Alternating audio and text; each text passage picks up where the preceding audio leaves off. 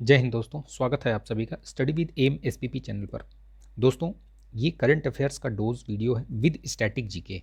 ठीक है, इसके पहले मैंने 5 वीडियोस ऑलरेडी अपलोड किए हुए हैं, उसकी प्लेलिस्ट बनी हुई है, उसको आप देख लीजिए।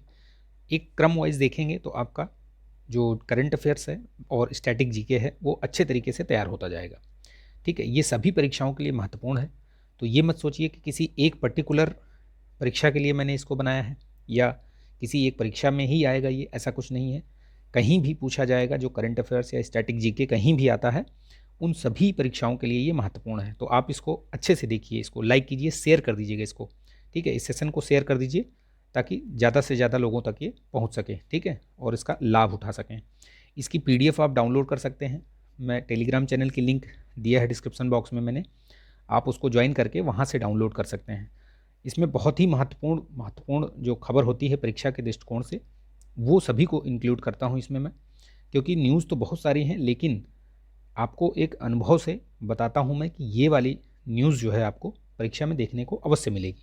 तो आप इसको देखिए, लाइक कीजिए, ठीक है, शेयर भी कर दीजिए इसको। चलिए शुरू करते हैं इसको, इस सेशन को, आज के सेशन की शुरुआत करते हैं। ठीक है,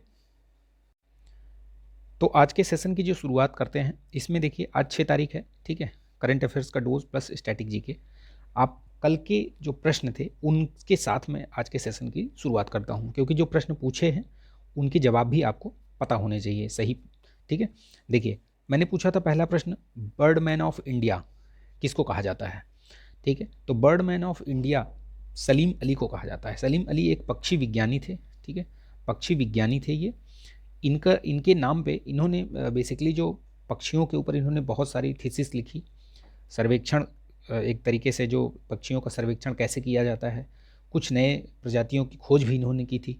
तो ये बहुत ही महान मतलब पक्षी विज्ञानी थे। इनके नाम पर कई सारे पक्षी अभ्यारण्य भी बनाए गए हैं, राष्ट्रीय उद्यान भी बनाए गए हैं, इनको कई सारे अवार्ड भी मिले हैं। ठीक है, तो इनका जो योगदान रहा है वो बहुत महत्वपूर्ण रहा है पक्षियों के क्षेत्र में। ठीक है, उनका सर्वेक्षण करना, उनका संरक्षण करना, ये सब तरीकों पर इन्होंने बहुत थीसिस लिखी है। तो याद रखिएगा, इनको बर्ड मैन ऑफ इंडिया कहा जाता है। इनके नाम पे सलीम अली पक्षी अभ्यारण्य है। सलीम अली पक्षी अभ्यारण्य है, कहाँ पे? गोवा में है, ध्यान रखिएगा, पूछा जाता है ये। और इन्हीं के नाम पे एक पक्षी एक नेशनल पार्क भी है जम्मू कश्मीर में, सलीम अली नेशनल पार्क जम्मू कश्मीर में, तो वो भी याद रखिएगा। पक्षी अभ्यारण्य कहाँ है? गोवा में है, और नेशनल पार्क कहाँ है? JNK में है। तो याद रखिएगा, कंफ्यूज मत हो जाइएगा। ठीक है, ये बहुत महत्वपूर्ण है, ये स्टैटिक जीके पूछे जाते हैं ये परीक्षाओं में, आप देख लीजिए कहीं ना कहीं आपको मिलेगा। दूसरा मैंने पूछा था कि क्षेत्रफल की दृष्टि से सबसे बड़ा राज्य कौन सा है। तो क्षेत्रफल की दृष्टि से सबसे बड़ा राज्य जो है आपका राजस्थान है। ठीक है, और उसके जो क्षेत्रफल की दृष्टि तो राजस्थान हो गया, और सबसे छोटा जो है गोवा। अगर जनसंख्या की दृष्टि से देखा जाए तो उत्तर प्रदेश में सर्वाधिक जनसंख्या है, ये चीज़ याद रखिएगा। ठीक, चलिए, सेंसस से रिलेटेड वीडियोस मैंने बना रखे हैं, आपको देखना है आप प्लेलिस्ट में जाइए, देख सकते हैं।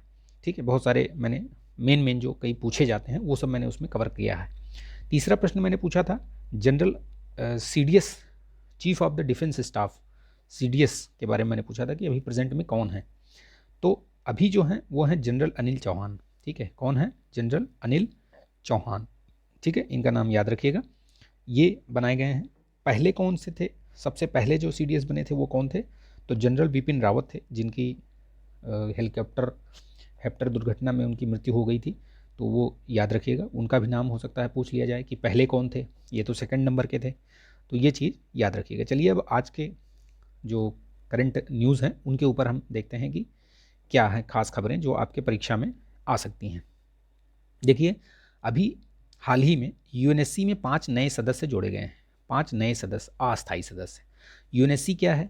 UNSC जो है UN का ही एक अंग है। ठीक है, ठीक है, UN का एक अंग है जिसमें 15 सदस्य होते हैं। 15 सदस्य होते हैं। 15 सदस्यों में 5 परमानेंट होते हैं यानी स्थायी होते हैं, और 10 अस्थायी होते हैं। और ये जो अस्थायी होते हैं 10, इन्हीं का चयन होता रहता है।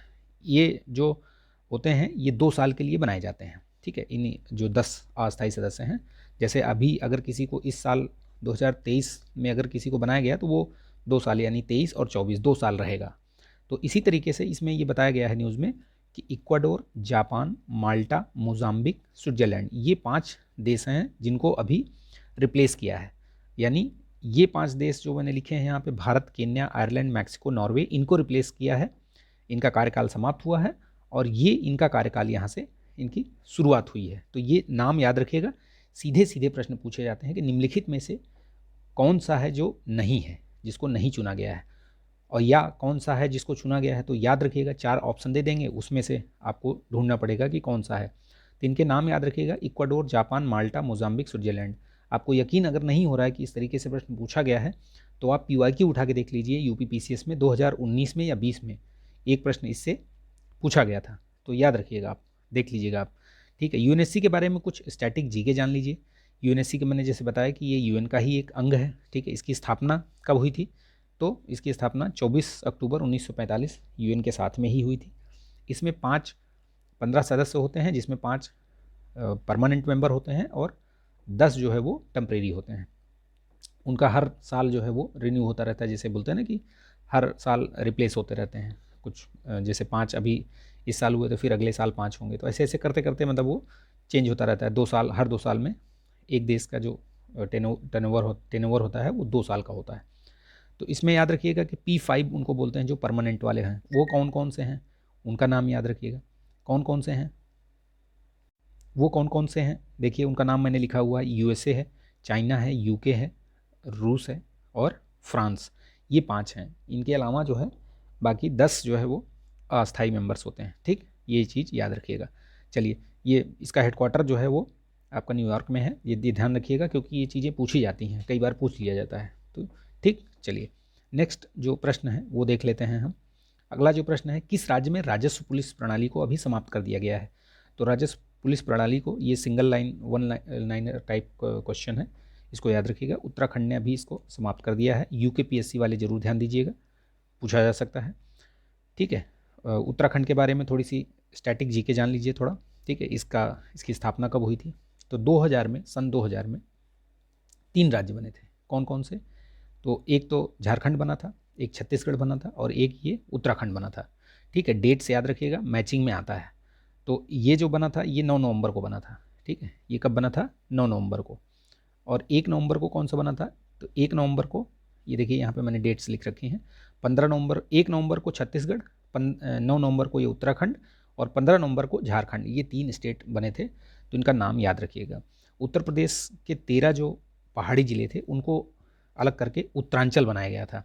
बाद में इसका 2004 या 5 में, मुझे एग्जैक्ट ईयर नहीं याद आ रहा है, इसका नाम चेंज करके उत्तराखंड कर दिया गया था। पहले जो बना था तो उत्तरांचल बना था, उत्तरांचल नाम दिया गया था, लेकिन बाद में इसमें जो है ये नाम परिवर्तित करके उत्तराखंड बना दिया गया था। यहाँ याद कर लीजिए इसकी राजधानी, ठीक है। और गुरमीत सिंह यहाँ के गवर्नर हैं, पुष्कर धामी यहाँ के चीफ मिनिस्टर हैं, मुख्यमंत्री, ठीक है। भाजपा की सरकार है वहाँ पे, ये ध्यान रखिएगा। वहाँ पे बहुत सारे पर्यटक स्थल भी हैं, नैनीताल, भीमताल, हरिद्वार, लक्ष्मण झूला, ये सब बहुत सारे हैं। आप जाएंगे, कभी मौका मिले तो जाइए आप। हरिद्वार वगैरह स्नान करने जाते हैं, हर की पौड़ी वगैरह, है ना, वहीं पे है ये सब, ठीक। तो ये चीज़ याद रखिएगा। नेक्स्ट देखते हैं कौन सा है। मिशन 929 क्या है? मिशन 929 क्या है? ये बेसिकली विधानसभा चुनाव में मतदाताओं का, जो मतदाता हैं उनका परसेंटेज बढ़ाने के लिए, मत प्रतिशत बढ़ाने के लिए चुनाव आयोग द्वारा ये प्रोग्राम, ये मिशन लॉन्च किया गया है। बेसिकली ये त्रिपुरा में है। अभी क्या है, इस साल कई सारे राज्यों में चुनाव होने हैं। नॉर्थ ईस्ट में मिजोरम, नागालैंड, मणिपुर, मेघालय, इन सब स्टेट्स में चुनाव होंगे। प्लस इधर आपका राजस्थान, गुजरात, कर्नाटक, गुजरात में तो हो गया, कर्नाटक, राजस्थान हो गया, कई सारे राज्यों में है, करीब 9-10 राज्यों में चुनाव होंगे इस साल, ठीक है। तो ये महत्वपूर्ण है, इसलिए याद रखिएगा। त्रिपुरा में ये मिशन शुरू किया गया है चुनाव आयोग द्वारा। 929 वहाँ पे वो बनाए जाएंगे मतदान केंद्र, इसीलिए इसको मिशन 929 रखा है, मत प्रतिशत को बढ़ाने के लिए। तो ये याद रखिएगा। ऐसे ही सीधे सीधे प्रश्न पूछा जाएगा, मिशन 929 किससे संबंधित है? तो अगर आपको पता ही नहीं होगा तो आप गलत कर जाएंगे। इसको शेयर कर दीजिए यार, शेयर करिए दोस्तों में, ठीक है। लोग इससे ज़्यादा से ज़्यादा जुड़ सकें, ठीक है। शेयर कर दीजिए इसको। तो ये याद रखिएगा, नॉर्थ ईस्ट का ये स्टेट है त्रिपुरा। त्रिपुरा के बारे में कुछ चीज़ें, स्टैटिक पोर्शन जानिए जिससे प्रश्न पूछे जाते हैं, हमेशा पूछे जाते हैं। जैसे एक तो ये 7 सिस्टर्स का ही एक पार्ट है, यानी 7 जो राज्य हैं उनमें से ही एक गिना जाता है ये। और ये जो इसकी जो लोकेशन है ये बांग्लादेश से तीन तरफ से घिरा हुआ है ये। तो ये बहुत बार पूछा गया है कि ऐसा कौन सा राज्य है जो बांग्लादेश से 3 तरफ से घिरा हुआ है, यानी कि बांग्लादेश के अंदर एकदम घुसा हुआ है। यहाँ पे अगर आप देखेंगे मैप में तो आपको समझ में आ जाएगा। तो ये याद रखिएगा त्रिपुरा, ठीक है। जीरो लाइन बॉर्डर भी बोलते हैं यहाँ की जो बॉर्डर लाइन है बांग्लादेश के साथ, याद रखिएगा। इसकी कैपिटल अगरतला है। यहाँ के जो गवर्नर हैं वो सत्यदेव नारायण आर्य हैं और माणिक साहा यहाँ के कौन है, सीएम है, ठीक। ये चीज़ याद रखिए। चुनाव आयोग के बारे में मैंने बहुत सारा सब कुछ बता दिया था आपको पिछले वाले वीडियो में भी। लगभग हर वीडियो में मैं स्टैटिक पोर्शन कवर करता हूँ और अच्छा खासा स्टैटिक पोर्शन कवर करता हूँ। चलिए नेक्स्ट देखते हैं। हाल ही में तेलंगाना में जो भद्राचलम मंदिर का जो समूह है और रुद्रेश्वर टेम्पल जिसको रामप्पा टेम्पल भी बोलते हैं, ये दोनों जो है ये प्रसाद योजना के अंतर्गत यहाँ पे जो पर्यटक स्थल के रूप में विकसित करने के लिए यहाँ पे कुछ परियोजनाओं का उद्घाटन किया गया है। कहने का मतलब है ये दो चीज़ जो दो जगह हैं, भद्राचलम के मंदिर समूह और रुद्रेश्वर टेम्पल, ये प्रसाद योजना क्या है बेसिकली समझ लेंगे तो समझ में आ जाएगा आपको। प्रसाद योजना बेसिकली ये पर्यटक स्थल को इनके यहाँ पे मतलब विकास करने के लिए, पर्यटन को बढ़ावा देने के लिए ये प्रसाद योजना केंद्र की प्रसाद योजना है। 14-15 में ये स्टार्ट हुई थी, ठीक है। तो उसी के तहत इनको अभी शामिल किया गया है। वहाँ पे राष्ट्रपति गई थी, वहाँ उन्होंने उद्घाटन किया हुआ है। तो ये चीज़ याद रखिएगा, ठीक। हैदराबाद, तेलंगाना के बारे में याद रखिए। तेलंगाना ये 2 जून 2014 को बना था ये स्टेट। राजधानी याद रखिएगा। वहाँ पे अभी गवर्नर कौन है, तमिलसाई सुंदरराजन है, ये याद रखिएगा। वहाँ के जो चीफ मिनिस्टर हैं के चंद्रशेखर राव हैं, ठीक। तो जो बेसिकली याद करने वाली है बात वो है रामप्पा टेम्पल और भद्राचलम का ये मंदिर समूह। इसके बारे में, भद्राचलम के बारे में जान लीजिए। ये 350 वर्षों से अधिक पुराना है। ये रामायण महाकाव्य में भी इसका मतलब इसकी चर्चा मिलती है, वहाँ पे बताया गया है इसके बारे में। तो ये चीज़ ध्यान रखिएगा, ठीक। ये है। और ये रामप्पा टेम्पल आपको याद होगा थोड़े दिन पहले अभी यूनेस्को हेरिटेज में इसको शामिल किया गया है। रामप्पा टेम्पल को और आपका जो धौलावीरा है, ये दोनों को यूनेस्को हेरिटेज में शामिल किया गया था। तो याद रखिएगा। ये रामप्पा टेम्पल भगवान शिव का मंदिर है। ये 1213 ईस्वी में काकतीय वंश द्वारा ये बनाया गया था। ये महत्वपूर्ण है, याद रखिएगा, ठीक। अच्छा, आज का पहला प्रश्न बताइए, आपकी यूनेस्को हेरिटेज साइट में कितने हैं, भारत की साइटें कितनी हैं? तो ये पहला प्रश्न है, बताइएगा आज, ठीक। चलिए नेक्स्ट इसमें आगे चलते हैं। नेक्स्ट प्रश्न देखते हैं। यूपी की पहली महिला पुलिस कमिश्नर किसको बनाया गया है? बहुत महत्वपूर्ण है, ठीक है। 5 स्टार टाइप क्वेश्चन है ये, याद रखिएगा इसको, ठीक है। लाइक कर दीजिए यार, लाइक करके शेयर कर दीजिए इसको, और नए हैं तो सब्सक्राइब कर लीजिए, ठीक है। और बेल आइकन प्रेस कर लीजिएगा ताकि वीडियो का नोटिफिकेशन आपको मिलता रहे। चलिए लाइक करके शेयर कर दीजिए इसको। IPS लक्ष्मी सिंह, इनको बनाया गया है, पहली ये महिला पुलिस कमिश्नर है। तो याद रखिएगा, पहली महिला पुलिस कमिश्नर है, इसलिए महत्वपूर्ण हो जाता है। गौतम बुद्ध नगर में बनाई गई हैं ये। तो पहला चीज़ जहाँ भी लग जाए, जिस भी प्रश्न में, जिस भी न्यूज़ में पहला अगर ऐड हो गया, पहला, प्रथम, ये सब, वो बहुत महत्वपूर्ण हो जाता है। देश की पहला महिला DGP कौन थी? याद रखिएगा, कंचन चौधरी भट्टाचार्य थी ये। इनका नाम भी याद रखिएगा, क्या पता पूछ ले स्टैटिक जीके में। सावित्रीबाई फुले अभी चर्चा में रहा, तो ये न्यूज़ में रही, क्या खास रहा? तो इनकी 3 तारीख को इनकी जयंती मनाई गई थी, पहली बात तो याद रखिएगा। 1831 में, 3 जनवरी 1831 में इनका जन्म हुआ था। ये महान समाज सुधारक रही हैं, याद रखिएगा। इनके बारे में हिस्ट्री में आपने बहुत पढ़ा होगा।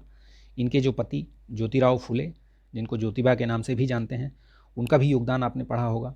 बहुत सारे, आज से मतलब आप ये सोचिए कि 19वीं शताब्दी में जब लोगों के अंदर इतनी रूढ़वादिता थी, आज है इतनी रूढ़वादिता, तो सोचिए कि आज से 100 साल पहले, 150 साल पहले कितनी रूढ़वादिता रही होगी, ठीक है।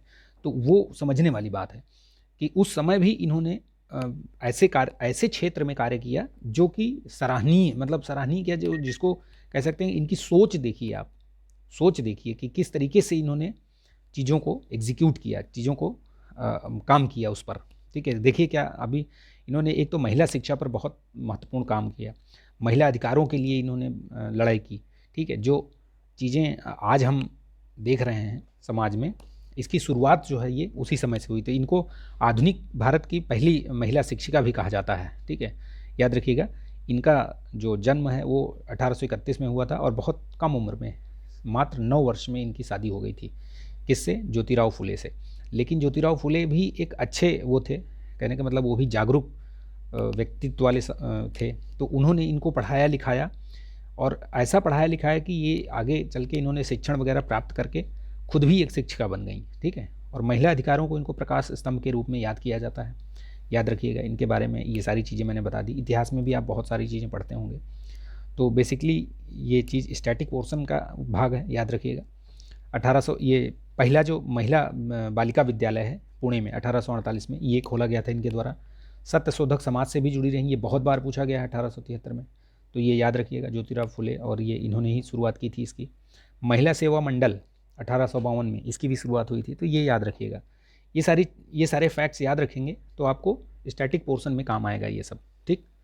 एकीकृत खाद्य सुरक्षा योजना अभी शुरुआत की गई है इसकी 2023 में 1 जनवरी से। बेसिकली जो पीएम गरीब कल्याण अन्न योजना थी ना, जिसको कोविड के दौरान शुरू किया गया था, उसको समाप्त कर दिया गया है, लेकिन इसके तहत जो है अभी वही सारी चीज़ें, लगभग फैसिलिटीज़ वही मिलेंगी, ठीक है। इसको NFSA एक्ट जो था, नेशनल फूड सिक्योरिटी एक्ट 2013 के तहत ही इसको भी प्रारंभ किया गया है। तो इसमें लगभग 81 करोड़ लोगों को फ़ायदा मिलेगा इसके तहत। वही होगा इसमें APL BPL जो कार्ड धारक हैं सभी को राशन उपलब्ध कराया जाएगा, ठीक है। तो वो चीज़ है इसमें। बेसिकली चीज़ों को एकीकृत करके, और जो गरीब लोग हैं समाज में, हाशिए पर लोग हैं, उनको बेहतर तरीके से उनको पोषण प्राप्त हो, उसके लिए ये योजना प्रारंभ की गई है। तो ये याद रखिएगा, ठीक है। डेट पूछ ली जाएगी कि कब शुरुआत की गई थी, तो ये डेट याद रखिएगा। राष्ट्रीय ग्रीन हाइड्रोजन मिशन की शुरुआत की गई है, अभी आपने देखा होगा न्यूज़ में भी ये रहा है, और ये महत्वपूर्ण है क्योंकि ये एक महत्वाकांक्षी योजना है एक तरीके से, ठीक है, जो कहाँ कहाँ फ़ायदा करेगी। जैसे ये एक तो पर्यावरण अनुकूल है, ठीक है, ग्रीन हाइड्रोजन। नेट जीरो का लक्ष्य जो है उसको प्राप्त करने में सहायता होगी। नेट जीरो का लक्ष्य जो है भारत कब तक प्राप्त करेगा, तो 2070 तक, ये याद रखिएगा, बहुत महत्वपूर्ण है, पूछा जा सकता है। ये ग्रीन हाइड्रोजन मिशन जो है ये 2022-23 वाले बजट में इसका प्रावधान किया गया था, बताया गया था। अभी इसको कैबिनेट ने मंजूरी दे दी है, लगभग 20,000 करोड़ रुपए जो है इसमें बजट के साथ प्रावधान किया गया है इसका। तो 2030 तक इसका लक्ष्य है कि 50 लाख टन उत्पादन का लक्ष्य रखा है, तो ये लक्ष्य भी याद रखिएगा। मेंस के लिहाज से भी ये GS3 में महत्वपूर्ण है, ठीक है। आप इसको लिख सकते हैं, इसको आप कोट कर सकते हैं कहीं, ठीक है। जहाँ पर भी कहीं आपको अगर पर्यावरण संरक्षण के बारे में ये सारी चीज़ें आप उसमें डाल सकते हैं, चाहे वो आपका एस्से हो या फिर GS का पेपर हो, ठीक है। तो हाइड्रोजन भी में 3 प्रकार के, जैसे एक ग्रीन हाइड्रोजन, एक ग्रे और एक ब्लू। ये हाइड्रोजन को बनाने के विधि के हिसाब से है। जैसे अगर ग्रीन हाइड्रोजन बोला गया तो ये ग्रीन हाइड्रोजन का मतलब हुआ कि ये पर्यावरण के लिए अनुकूल है, ठीक है। इस तरीके से याद रखिएगा आप चीज़ों को, ठीक है। तो ये आज के प्रश्न थे। आई होप कि आपको अच्छा लगा होगा, ये वीडियो जानकारी अच्छी लगी होगी। ये सेशन आपको ज़्यादातर लोगों में शेयर कर दीजिए सेशन को, ठीक है। ज़्यादा से ज़्यादा लोगों तक इसको पहुँचाइए, और ऐसे ही मैं आपको स्टैटिक पोर्शन और करंट अफेयर्स दोनों को मिलाकर चीज़ों को देता रहूँगा, ठीक है। अभी वीडियोस जो GS वाला है उसको मैंने अभी रोक रखा है, ठीक है, उसको भी शुरुआत करूँगा, तो आप लोग ध्यान रखिए। चलिए, इसको लाइक कर दीजिएगा, शेयर कर दीजिए दोस्तों में, ठीक है। मिलते हैं नेक्स्ट वीडियो में, तब तक के लिए अपना ध्यान रखिए, पढ़ते रहिए, मस्त स्वस्थ रहिए, मस्त रहिए, बिंदास रहिए। जय हिंद।